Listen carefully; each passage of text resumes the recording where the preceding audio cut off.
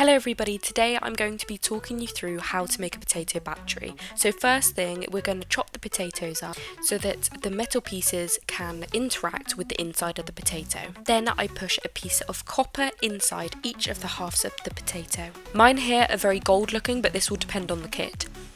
And then we're going to repeat this with pieces of zinc. Mine here look very silver. This is in order so that each of the potatoes have one copper and one zinc electrode.